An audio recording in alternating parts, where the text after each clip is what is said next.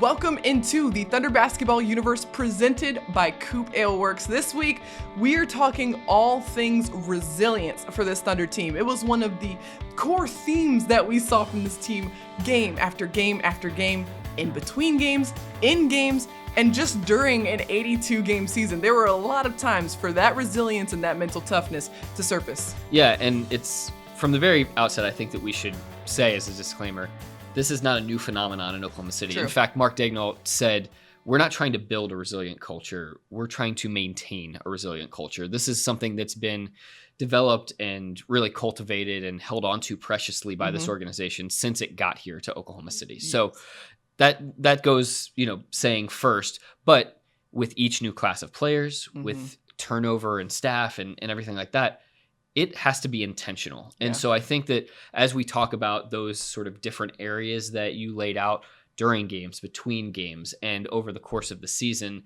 on and off the floor, it's an intentional process and one that is really well thought out within the Thunder organization of how do we cultivate that mental toughness and resilience within our players, right, and how do we make them strong and ready for those moments where they're going to be buffeted by, winds that are at their face, rather than having to maybe react to them afterwards and pick up the pieces. When you talk about continuing that culture of resilience and mental toughness, the thing that comes to mind this season particularly, and we talked about it right at the outset, the Thunder started the season in the OKC Blue practice facility, which used to be the Thunder's old practice facility way back in the day when the Thunder first came to Oklahoma City.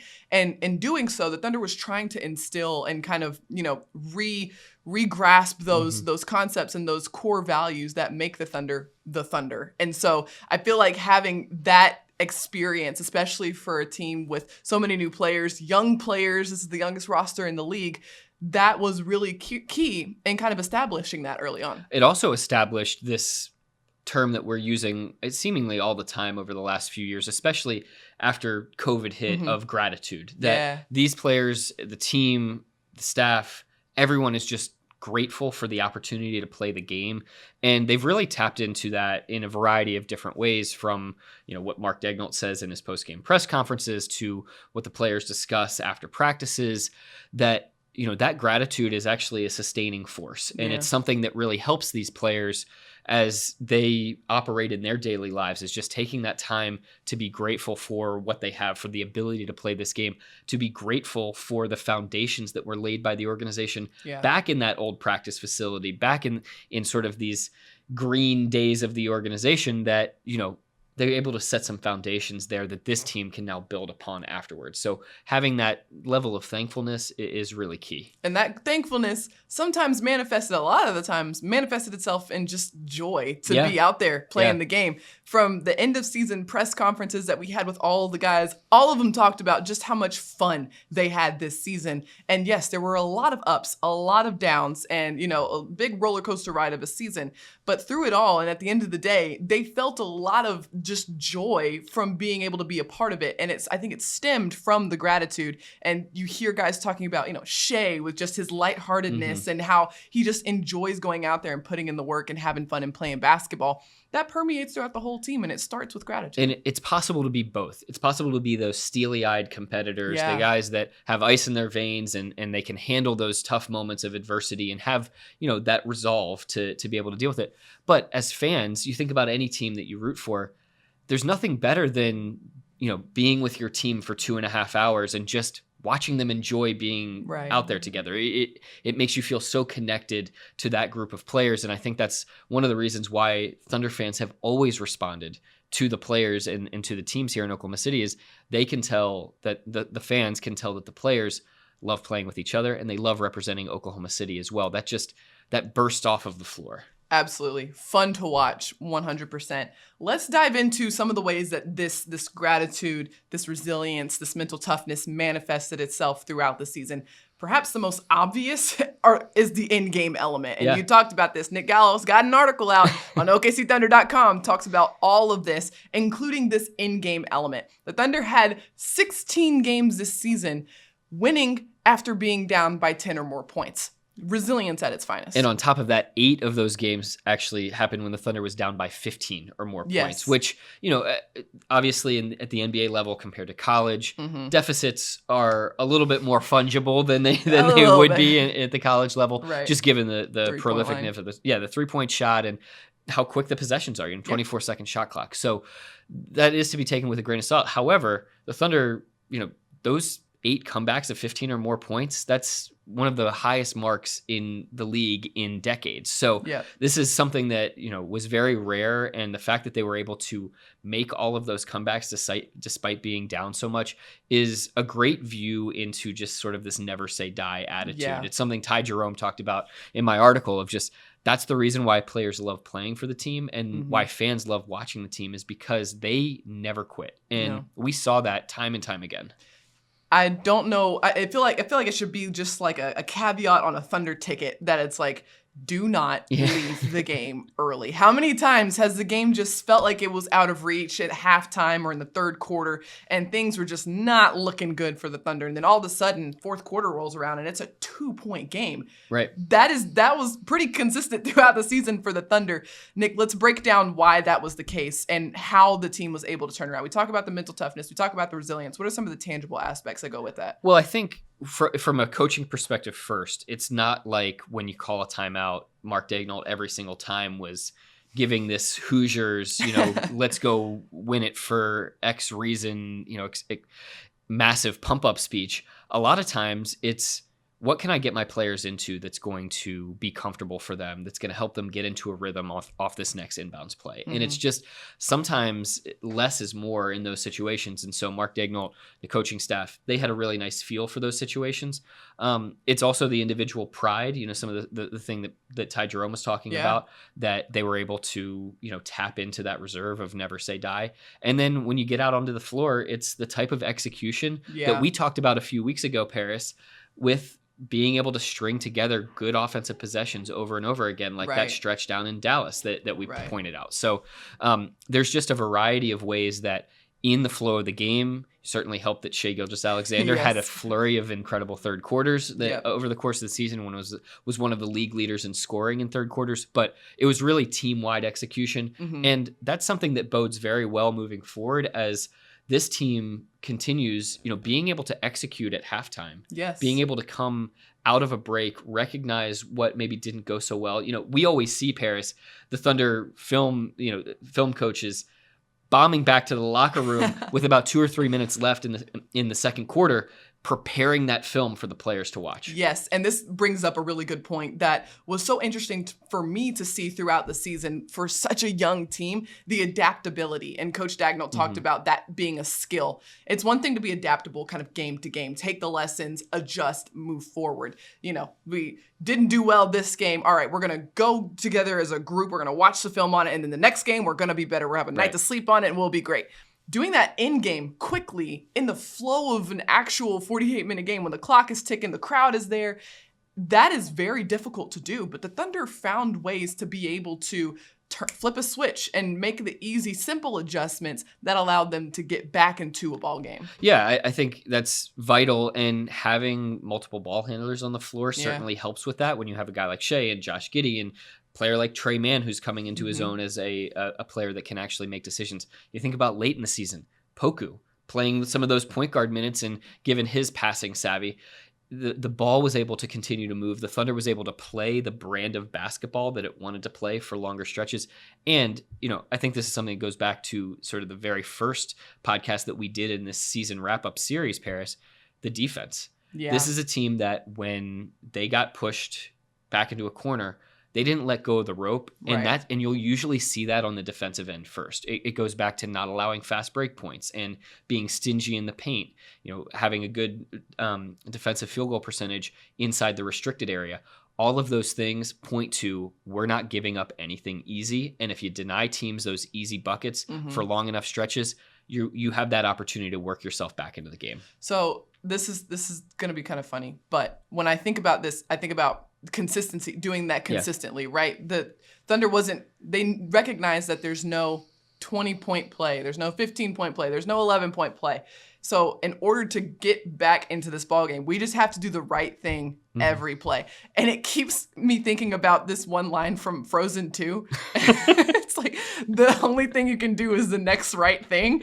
And that's actually like really good life advice and really true. See, you say do the right thing, and my first thought is the Spike Lee movie from the late 80s. And Spike Lee was courtside in that Knicks game. He was. Yeah. So we've got Frozen 2 and Do the Right Thing. I would say very vastly different genres. And please do not show Do the Right Thing to your young children that are watching Frozen 2. So, two different audiences for those films. But it goes to my point that the Thunder had a discipline in these sort of moments when, if we're trying to get back to the game, we're down big, things are not going our way, we're even on enemy territory, we're not even in Paycom Center, we've got to get things back going in our direction. There was a poise and a calm about them, recognizing that, all right, we don't have to do this fast, we just have to do this efficiently and consistently. And for a young team, that is impressive, to have that level of calm in the face of all of this adversity coming at you, to keep doing what you have to do, what you know is right, every single possession. As much as the defense, the offensive things were fundamental, the ones that we talked about, this is also crucially fundamental to these Thunder players, that this be instilled at this stage of their careers. Once again, when these guys become those mid-20s veterans, late 20s, early 30s, they are going to be more physically mature. They are going to understand the nuances of NBA defense. Their natural talents will be elevated by the practice that they've put in. They will have also needed to practice this type of resilience, mental toughness, and the ability to do what's boring, which is dig in and grind out the thing to do on the possession every single time. You're thinking about 200 possessions in a game. To be able to execute time and time again, that takes mental toughness in its own right. And you also have to have incredible competitiveness. And I think obviously at the NBA level, everybody is competitive, but especially when you're down, that can't waver, right? Like your competitive spark can't be determined by what's happening out there on the floor. You've got to have it nonstop. And these guys, we saw it from 1 to 17. And every single guy that stepped in onto the floor had that spark, that fire, that chip on their shoulder to go get it and do what they got to do. Jason Tatum's going to hit a ridiculous three right in your face, rising up above you. Nikola Jokic is going to flip a pass across the court, and behind you're going to have head. you're not have no idea how that just happened. You're going to go up for the rim, and Rudy Gobert is going to swat your shot. I mean, these things are going to happen in the game. Yeah. But it all ties back to the 0-0 mentality that Mark Daigneault has laid out time and time again, that Thunder players regurgitate to us, and that transfers not just in-game, but between games as well. That is a perfect segue to our next segment. Like we're going to talk about in between games, but I hate to cut you off. We're going to take a short break and we'll be back right after this. COOP Ale Works is the proud sponsor of Thunder Basketball Universe. Brewers of the fan favorites F5 IPA and 99-calorie Ice Chest IPA. You'll find those and many more COOP beers at retailers across Oklahoma. Learn more at CoopAleWorks.com. We talked about Endgame. Let's go to the next area where this resilience really showed up for the Thunder this season, and that was between games.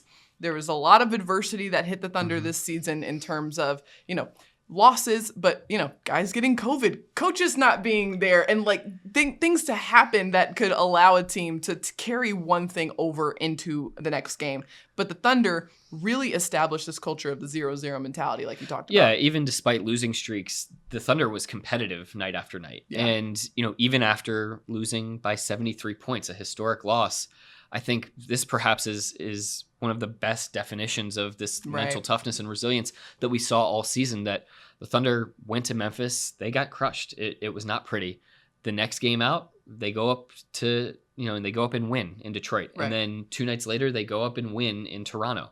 And 20 days later, after that loss at Memphis, they go back to Memphis, Tennessee, and they get there and they go and they beat the Grizzlies, who are, one of the best teams in the league over the course of the season. So that was not just because of the results, but because of the ability to bounce back 2 nights later and not be completely dejected and flat. Right.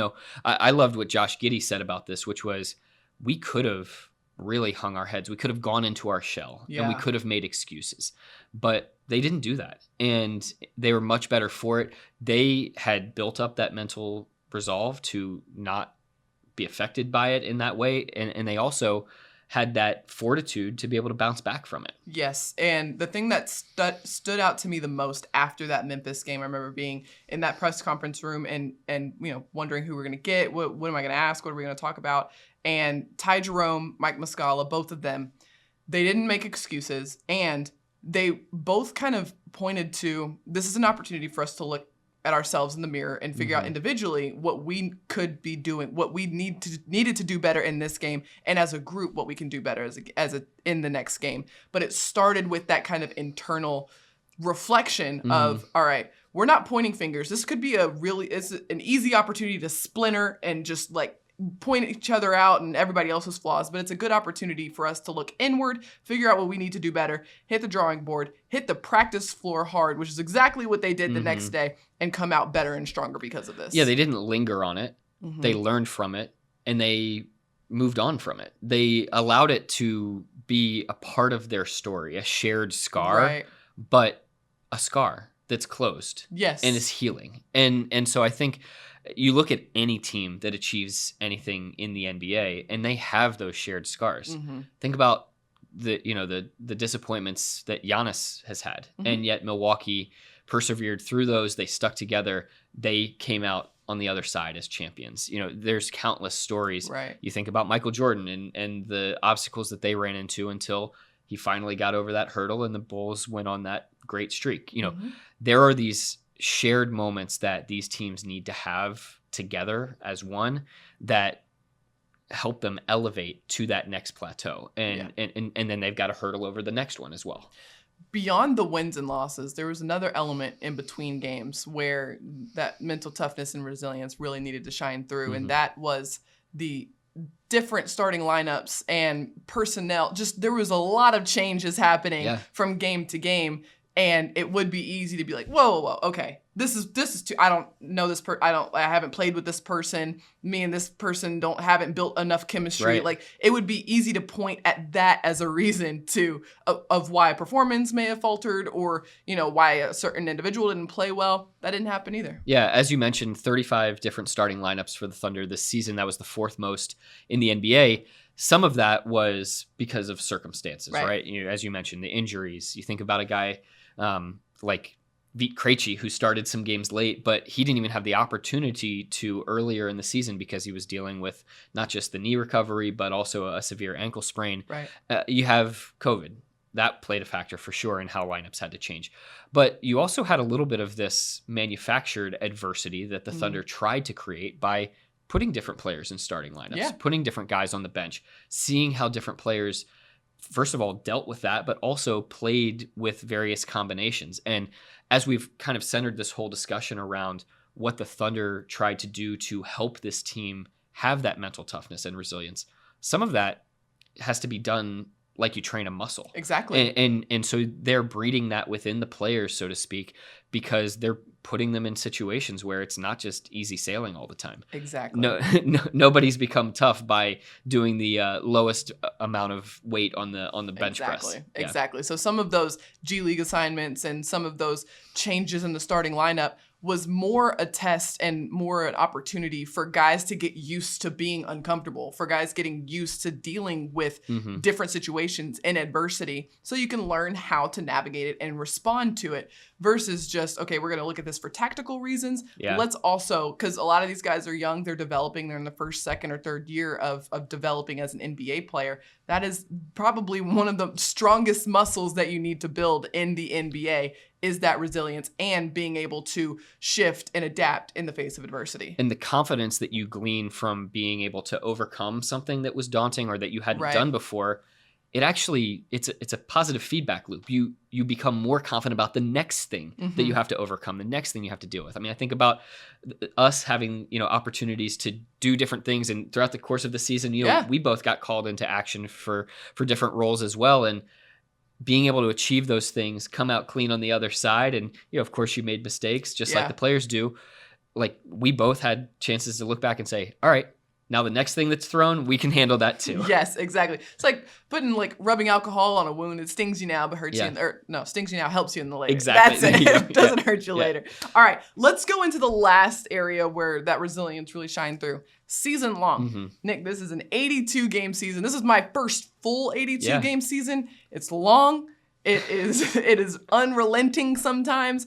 And I can only imagine, especially for, 19-year-old, 18, 19, 20-year-old to experience that for the first time, that's going to require some mental toughness too. Yeah, sometimes you feel like whatever your circumstances are at that moment are going to last forever. And sometimes you feel like you're desperately holding on to a positive situation that's happening for you as well. And what needs to happen is just that balance, of course. And that comes with the experience of being put into some of these situations, except from the game to game standpoint, this is more over the narrative arc of your entire season. And so in the article that I did for OKCThunder.com, I really focused on Alexei Pokusevski, Teo Maledon. Those two guys were sort of prime examples of the trend that we saw with the second year players this season, where they were sort of asked to play in a tighter box. Can you be efficient and productive in sort of a shorter period of time out there on the floor?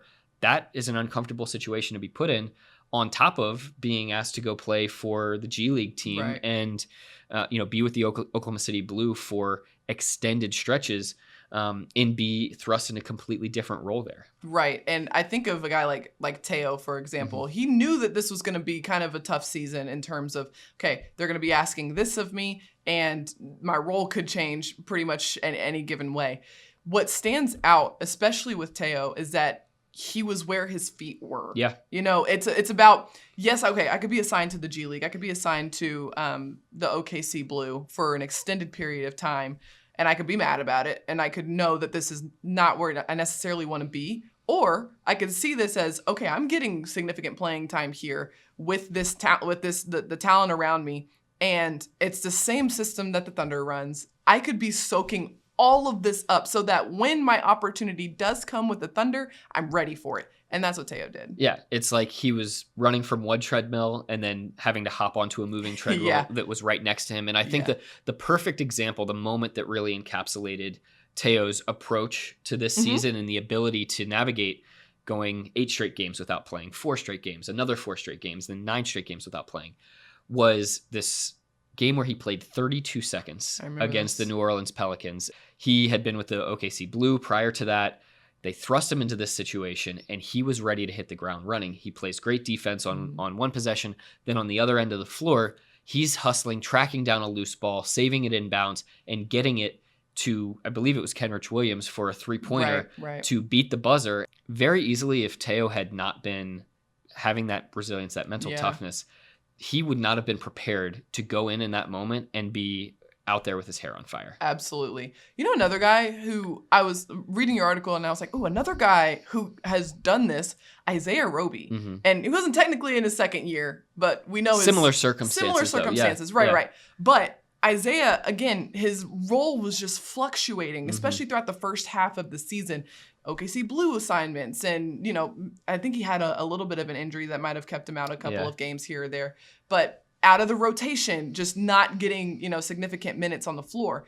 And there was one game in Houston in November where he didn't find out that he was going to be in the lineup until the pre-game video, or not pre-game film session. Yeah. And he was like, okay, I'm ready to roll. I'm ready to go. He came in 27 minutes, 17 points, 8 for 10 from the field. And after the game, we were talking to Trey Mann. And Trey was like, yeah, it's really cool to see Isaiah, because that's inspirational. Like, he's ready. That inspires me. Like, all right, that's what it looks like to stay ready. Because Isaiah was out of the rotation, didn't play a single minute for the 2 games before that. Right. Stepped in and made the most of it. Yeah, I mean, that's extremely impressive to be able to have that resolve. And it sort of leans to this professionalism of being able to just attack your circumstances no matter what they are. And I think another prime example of that is the way that Poku, for the second year running now, handled an extended stretch with the Oklahoma City Blue.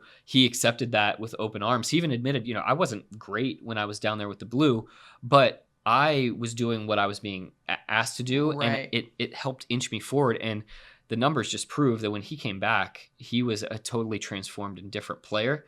And, those weeks where you're not, wearing that Thunder jersey, you're not, traveling the way that the team travels, you're not in the biggest stage with the brightest lights, that can feel like a really long time for a guy like Poku.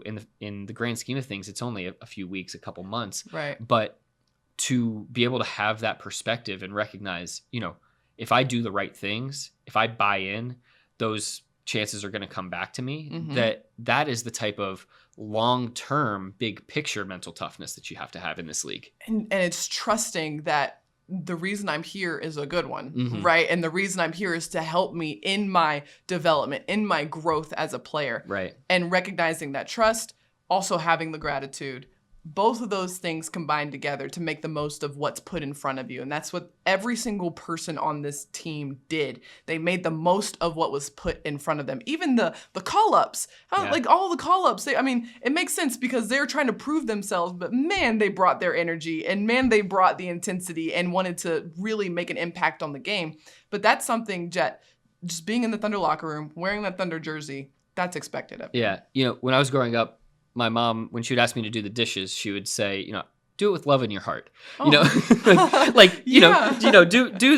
Don't mope about it. Don't, like these players, when they got their opportunities, they did it with love in their heart. Yeah. They did it with that gratitude. Mm-hmm. And that's what people are attaching to about this team. When Scottie Hobson got to score his first NBA bucket out there in Phoenix, like that was a joyous moment for everyone on the bench and for him, of course, because he recognized the everything that went into that, the resolve and the mental toughness that he had to have to sustain 10 years of a professional basketball career before he was able to finally achieve that goal. Right. And when these guys have that type of perspective, it really lends to what Sam Presti has said, what Mark Daigneault has said, which is these players are mature beyond their years. Yes. And that bodes very well for the long-term, development of this team and this culture here in OKC.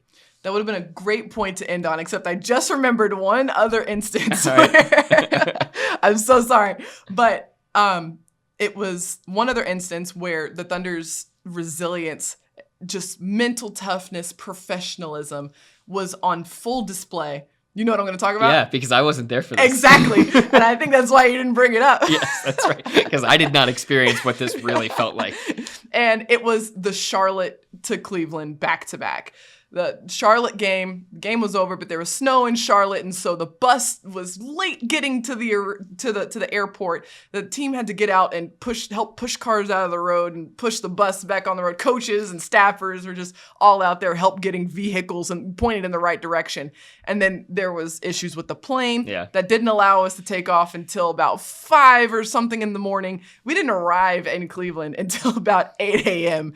on the day of the game. But there you were with Michael Cage doing the game day report, happy as can be, a couple coffees deep and ready to rock. I'm not making this about me, guys. I'm just saying, this was my vantage point of how it went down because I was not on this trip.